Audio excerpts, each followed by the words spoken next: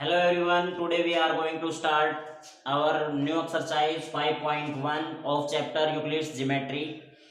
Euclid's ने जो एक्सोइम्स दिए थे, पोस्टुलेट दिए थे, वो हमने प्रीवियस वीडियो के अंदर डिस्कस किए थे। आज हम इसकी एक्सरसाइज करेंगे 5.1। फर्स्ट क्वेश्चन देखिएगा। फर्स्ट क्वेश्चन ये कह रहा है which of the following statements are true and false.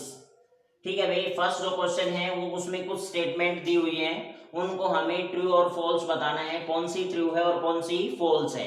ये कह रहा है give reason for your answer, और हमें क्या देना है भाई, रीजन भी देना है। फर्स्ट देखिएगा, फर्स्ट स्टेटमेंट ये कह रहा है only one line can pass through a single point.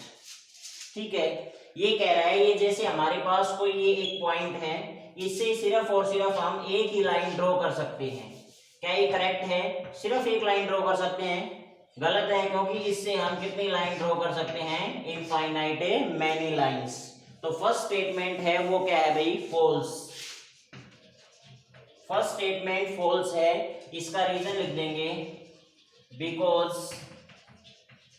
Infinite number of lines we can draw through a single point। First statement है वो इसमें फॉल्स है, इसकी फॉल्स है। सेकंड जो स्टेटमेंट है वो देखिएगा। सेकंड स्टेटमेंट कह रहा है there are an infinite number of lines which pass through the two distinct point. भाई कोई भी टू डिफरेंट पॉइंट हमारे पास, डिस्टिंक्ट मींस अलग अलग, कोई भी टू पॉइंट हैं, जैसे ये पॉइंट है और एक बी पॉइंट है। ये कह रहा है इनसे हम number of infinite number of lines है, इनसे ड्रॉ कर सकते हैं। तो ये स्टेटमेंट भी क्या है? फॉल्स, क्योंकि इनसे सिर्फ हम एक ही लाइन ड्रॉ कर सकते हैं। ठीक है, हमने यूक्लिड का जो फर्स्ट एक्सोइम्स था उसके अंदर पढ़ा था, ठीक है, कि a straight line can be drawn through a one point to another point। तो ये स्टेटमेंट है, ये भी क्या है? False. only single line can be draw, we can draw through two distinct point। Distinct point से हम ओनली क्या कर सकते हैं? सिंगल लाइन ड्रॉ कर सकते हैं। थर्ड जो स्टेटमेंट है वो देखिएगा। इसी की थर्ड स्टेटमेंट हमें बतानी है ट्रू है या फॉल्स है। ये कह रहा है a terminated line can be produce indefinitely on both side. क्या है भाई? ये ट्रू है, ये क्या आ जाएगी? ट्रू आ जाएगी। इसकी लिख देना, ठीक है, क्योंकि ये की लिख देना terminated line can B draw through a can be produce indefinitely in both side. हमने बताया था जैसे ये कोई लाइन है, ठीक है, ये इसका एंड पॉइंट है, इसका एक्सोइम बताया था उस टाइम पे, हमने बताया था आपको एंड पॉइंट नहीं होता लाइन का, ठीक है ना। तो इसको इस साइड पे हम कितना भी प्रोड्यूस कर सकते हैं और इस साइड पे कितना भी प्रोड्यूस कर सकते हैं, ठीक है। तो यहाँ पर लिख देना ड्यू टू यूक्लिड्स एक्सोइम्स, इसका रीजन ये दे देना चाहिए, ठीक है। जो फोर्थ स्टेटमेंट है, फोर्थ स्टेटमेंट में ये कह रहा है if two circles are equal then their radii are equal. सभी को पता है ये स्टेटमेंट भी क्या है? ट्रू है। अगर दोनों की रेडियस होगी तो दोनों एक दूसरे को कोइंसाइड करेंगे, ये हमने पढ़ा था सर्कल के अंदर, ठीक है।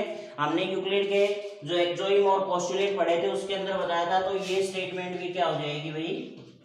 इक्वल हो जाएगी। मींस अगर कोई दो सर्कल हैं तो एक दूसरे को कोइंसाइड करेंगे, ठीक है, कोइंसाइड करेंगे, उन दोनों की रेडियस क्या होगी? इक्वल होगी। ये इसका रीजन लिख देंगे।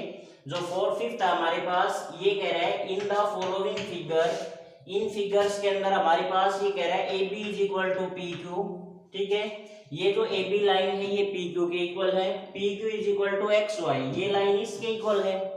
तो ये कह रहा है then A B is equal to X Y. तो ये सीधी सी बात है कि ये क्या है? स्टेटमेंट है, ट्रू स्टेटमेंट है। तो जो फिफ्थ है वो भी क्या आएगी? ट्रू आएगी। अब ट्रू क्यों आएगी? क्योंकि हमने एक एक्सोइम बताया था आपको, क्या बताया था? Two things are, if things are equal to the same things, ठीक है, then they are equal to one another. अगर कोई भी दो चीज है वो एक दूसरे के इक्वल है, मींस ये इसके इक्वल है, ये इसके इक्वल है, तो ये दोनों भी आपस में क्या होंगी, इक्वल होगी, वो इसका रीजन लिख देना आप, ठीक है। तो ये फर्स्ट क्वेश्चन था एक्सरसाइज 5.1 का। क्वेश्चन नंबर सेकंड देखिएगा स्टूडेंट्स, जो सेकंड क्वेश्चन है एक्सरसाइज 5.1 का, सेकंड क्वेश्चन में ये कह रहा है give a definition for each of the following terms that need to be defined first. ये कह रहा है हमारे पास यहाँ पे कुछ टर्म्स दी हुई हैं, उनकी डेफिनेशन हमें देनी है, ठीक है, लेकिन उससे पहले इनकी डेफिनेशन व्हाट आर दे, वे कौन सी हैं, ठीक है, how might you define them, उनको हम डिफाइन किस तरीके से करेंगे। देखो हमारे पास ये कह रहा है पैरेलल लाइन की डेफिनेशन बतानी है, परपेंडिकुलर लाइन की बतानी है, लाइन सेगमेंट की बतानी है, रेडियस ऑफ सर्कल बताना है और स्क्वायर बताना है, ठीक है। स्क्वायर क्या होता है हमें ये बताना है, ठीक है। तो अब इसके अंदर ये कह रहा है अगर इनको डिफाइन करने से पहले हमें किन किन और टर्म्स हैं जिनको इनसे पहले डिफाइन करना होगा, उनको हमें बताना है, वो कौन कौन सी, ठीक है। तो हम यहां पर लिखेंगे वी नीड टू डिफाइन, भाई इनकी डेफिनेशन बताने से पहले हमें कौन सी टर्म्स हैं जो चाहिएंगी इनकी डेफिनेशन से पहले। तो जैसे हमारे पास पहला चाहिए पॉइंट,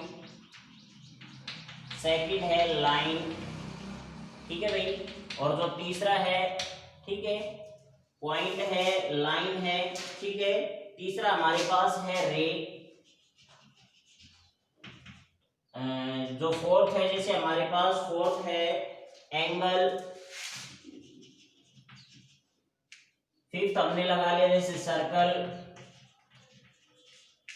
ठीक है भाई, और लास्ट हमने लगा लिया भाई जैसे quadrilateral.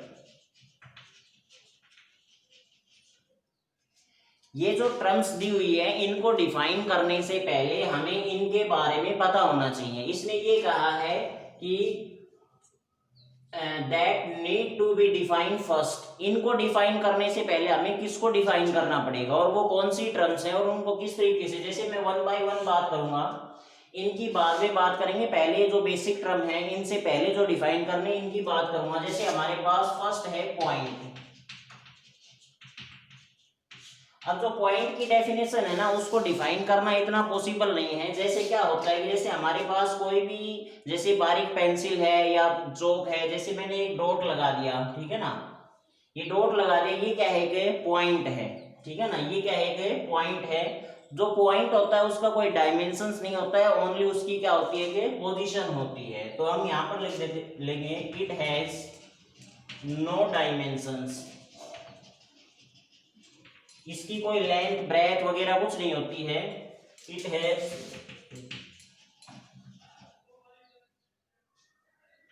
Only A position,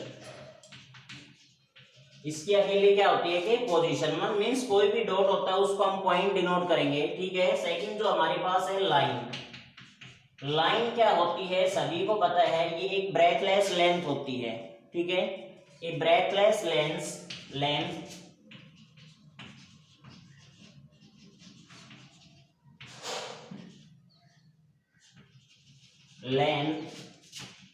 which have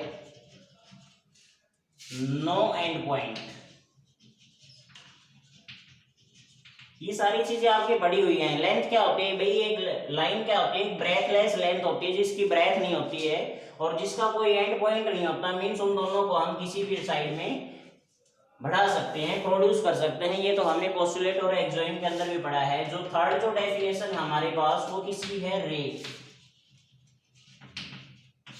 रे के अंदर क्या होता है कि विच हैव, इसके रे के अंदर सभी को पता है, रे के अंदर क्या होता है, एक इनिशियल पॉइंट होता है, ठीक है, मतलब सिंगल वन एंड पॉइंट होता है, ठीक है। It has only one and point, ठीक है। और इसको दूसरी साइड, जैसे यहाँ से कोई रेज निकल रही है, जैसे ये क्या है, सोर्स है किसी का, ठीक है ना, यहाँ से रेज निकल रही है, ये रेज है, ये रेज है, ये रेज है, तो इनका सिर्फ क्या है, एक इनिशियल पॉइंट है, एक ही एंड पॉइंट है, ठीक है, इसको हम रे कहेंगे। ये सारी छोटी छोटी टर्म्स हैं, ये आपके पढ़ी हुई है। जैसे अगला है हमारे पास एंगल है, जैसे अगला क्या है, एंगल है भाई। एंगल किसको कहेंगे हम, ठीक है, it is a figure made by two rays which have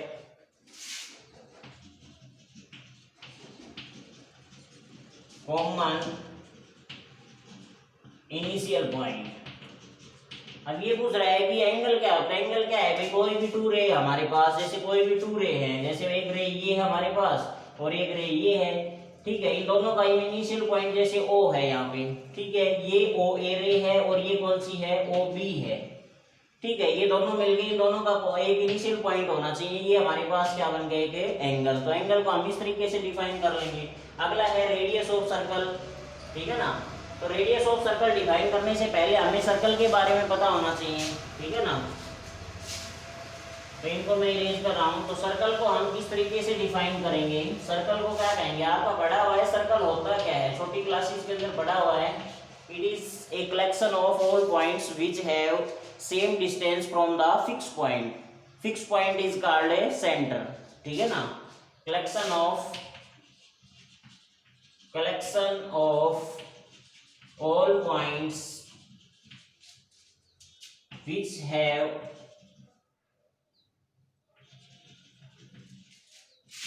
equal distance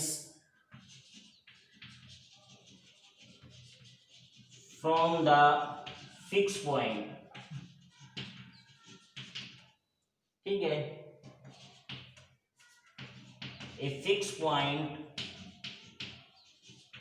is called centre.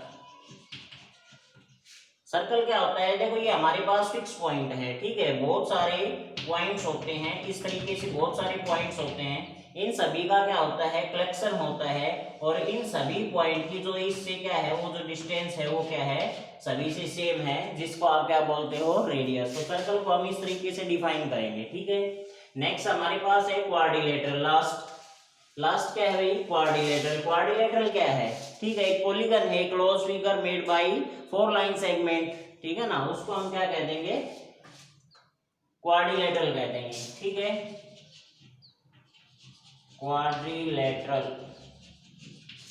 A close figure which is made by 4 line segment।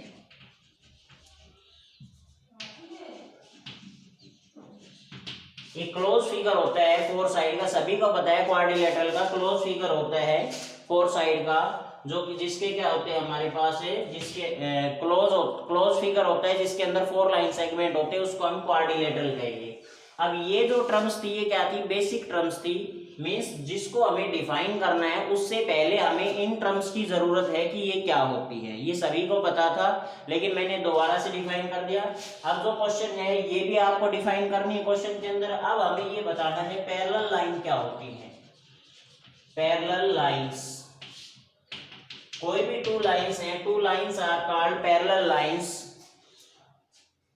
2 lines are called parallel lines. भाई सभी को पता है, जैसे हमारे पास ये लाइन है और ये लाइन है, ठीक है, ये दोनों पैरेलल कब होंगी, 2 सिचुएशन में होंगी भाई। क्या, एक तो ये दोनों कभी भी इंटरसेक्ट नहीं करेंगी, एक क्या होगा कि इन दोनों जो पॉइंट हैं इनके बिटवीन, मींस प्रत्येक पॉइंट पे इनकी जो डिस्टेंस है ये क्या मिलेगी, इक्वल सेम डिस्टेंस मिलेगी दोनों के बिटवीन, ठीक है ना।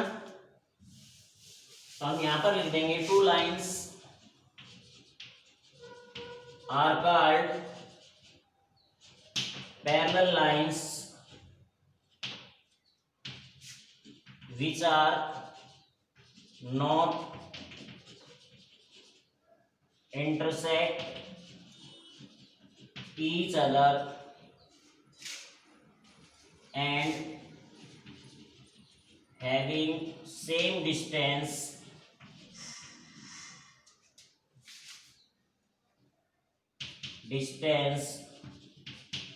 between 2 lines at every point.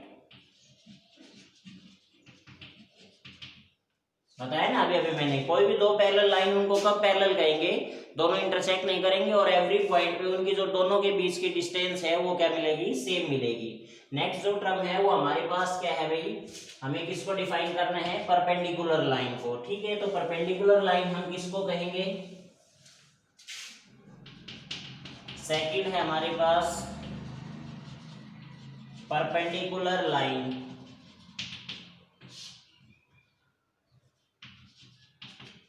Perpendicular line किसको कहेंगे भाई, सभी को पता है जब एक लाइन दूसरे के ऊपर परपेंडिकुलर कब होगी, जब इन दोनों के बीच क्या बनेगा, 90 डिग्री का एंगल बनेगा। तो आप यहाँ पे लिख लोगे two lines are called perpendicular lines which makes the angle between them right angle. ठीक है ना, उन दोनों के बीच में राइट एंगल बनेगा, उसको हम क्या कहेंगे, परपेंडिकुलर लाइन। अब तीसरा जो हमारे पास क्या है, लाइन सेगमेंट। अब लाइन सेगमेंट क्या होगा ये भी मैं बता देता हूँ। लाइन सेगमेंट के टू एंड पॉइंट होते हैं, कोई भी लाइन है उसका एक पार्ट होता है, ठीक है, लाइन सेगमेंट जिसके टू एंड पॉइंट होते हैं। ये हमारे पास ए पॉइंट है और ये क्या है, बी पॉइंट। इन दोनों के बीच की जो डिस्टेंस है वो किसको हम क्या कहेंगे, लाइन सेगमेंट। तो इसकी डेफिनेशन लिख लेना आप। अगला हमारे पास है भाई radius of circle. Radius of circle सभी को पता है क्या होती है भाई, the distance from the point, ठीक है, टू द सेंटर। भाई सर्कल के ऊपर कोई भी पॉइंट है उससे लेकर के सेंटर तक की जो डिस्टेंस होती है उसको हम क्या कहेंगे, रेडियस कहेंगे। नेक्स्ट जो हमारे पास है नेक्स्ट जो हमारे पास है भाई स्क्वायर। स्क्वायर क्या होता है, स्क्वायर से पहले हमने क्वाड्रिलेटरल को डिफाइन कर दिया। स्क्वायर एक क्वाड्रिलेटरल होती है जिसके फोर एंगल्स क्या होते हैं, राइट एंगल होते हैं, ठीक है, और उसकी जो फोर साइड्स होती हैं वो क्या होती हैं, इक्वल होती है। तो इस तरीके से इन सभी को आपको डिफाइन करना है। ठीक है, इनको हम लिखेंगे तो काफी टाइम लग जाएगा, मैंने बता दिया है कौन सी डेफिनेशन क्या होती है। ठीक है, ओके।